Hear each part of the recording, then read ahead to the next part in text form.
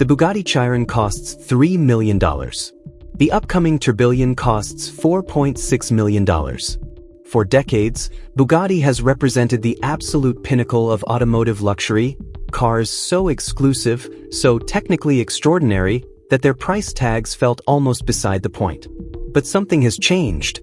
A wave of high-profile controversies, shifting collector sentiment, and a softening resale market are forcing an uncomfortable question. What happens to Bugatti prices when the mystique disappears? Today we're going to break down exactly where Bugatti values stand right now, what's happening in the resale market, how collector psychology is shifting behind the scenes, and whether the Chiron, Veyron, and Tourbillon can hold their prices through what may be the most damaging period in the brand's modern history. Let's start with the numbers, because understanding where prices actually stand today is essential to understanding how far they could fall. The Bugatti Chiron launched at approximately $3 million new. Production was capped at just 500 units worldwide, and the entire run sold out. For years, the Chiron was the ultimate hypercar status symbol, the car that every serious collector felt they needed to own. Today, low-mileage examples generally trade between $2.8 million and $3.5 million depending on specification and history.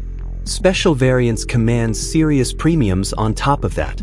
The Chiron Per Sport, limited to just 60 units, regularly trades $500,000 to $800,000 above standard car prices. The Veyron, Bugatti's previous flagship, tells a very different story. When new, Veyrons were priced anywhere between $1.7 million and $2.8 million depending on the variant. Today, standard Veyrons commonly trade between £500,000 and £900,000, roughly 40 to 50% below their original purchase prices.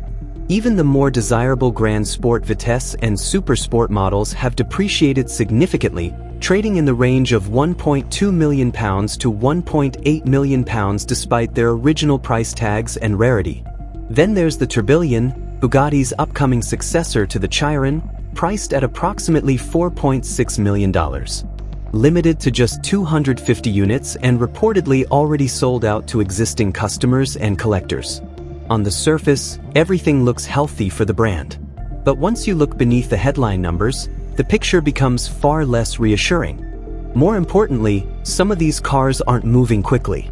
Vehicles that would have sold within weeks during the hypercar boom of 2021 to 2023 are now sitting on the market for months. That's a meaningful shift. In the hypercar world, time on market is one of the clearest indicators of weakening demand. The Veyron offers a cautionary tale for what can happen next. A car that cost nearly $1.7 million when new can now be purchased for less than half that amount, even accounting for age and mileage. For a brand positioned at the very pinnacle of automotive luxury, that's a painful depreciation curve, and it's one that's becoming increasingly difficult for collectors to ignore. Compare that to Ferrari. Limited production Ferraris have long been celebrated for their ability to appreciate in value. A LaFerrari that sold for roughly £1.1 million new now regularly trades for more than £3 million. An F40, originally priced at around £193,000, now commands upwards of £1.5 million. Bugatti simply doesn't have many examples of that kind of long-term appreciation, and that asymmetry is becoming harder to overlook when collectors are deciding where to put their money. Dealer sources have also reported rising inventory levels, with some owners quietly listing cars through specialist brokers rather than official channels. That's often one of the earliest signals that confidence is beginning to weaken. But the numbers only tell part of the story, because hypercar values aren't determined solely by auction results and dealer listings. They're shaped by conversations happening behind closed doors. Wealthy collectors talk. They meet at private events, they share information through trusted brokers, and they influence each other's buying decisions far more than any social media platform ever will. The conversations around Bugatti today are noticeably different from what they were just a few years ago. One major factor is ownership cost. A routine Bugatti service can cost tens of thousands of dollars.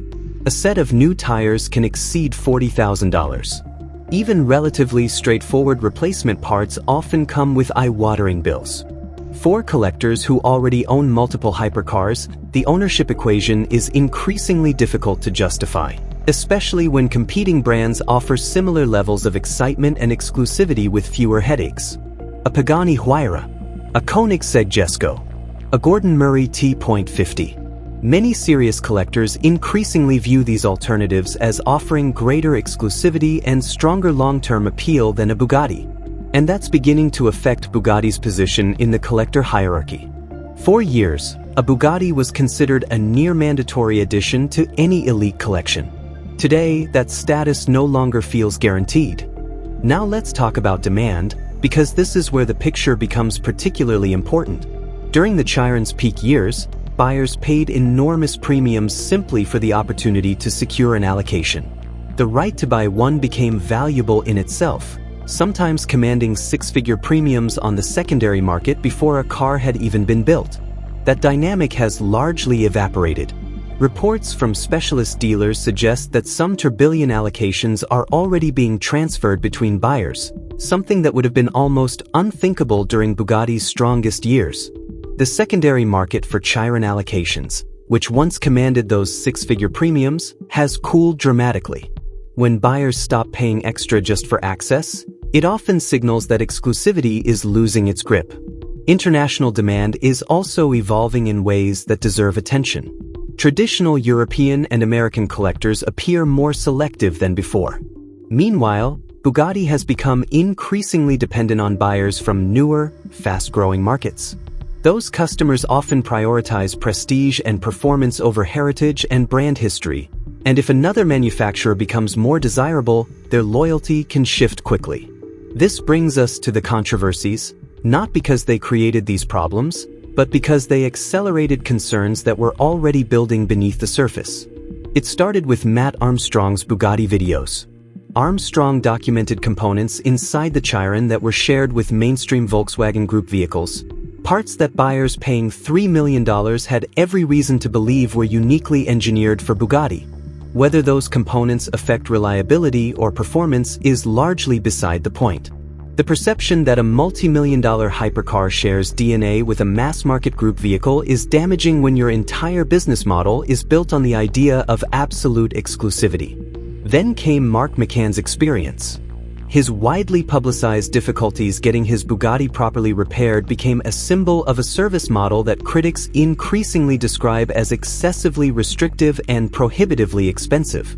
For buyers spending $3 million on a car, the expectation isn't just extraordinary engineering, it's extraordinary ownership support. The perception that Bugatti fell short of that standard reached exactly the wrong audience. Around the same time, a prominent Bugatti owner publicly criticized CEO mate Rimac and announced he would never again buy what he called a Volkswagen Chiron.